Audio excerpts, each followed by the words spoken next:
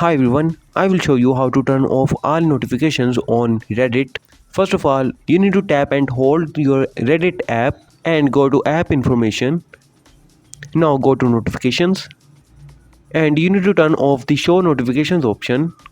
Now the all Reddit notifications will be turned off. If there is a problem with this video, so ask in the comment.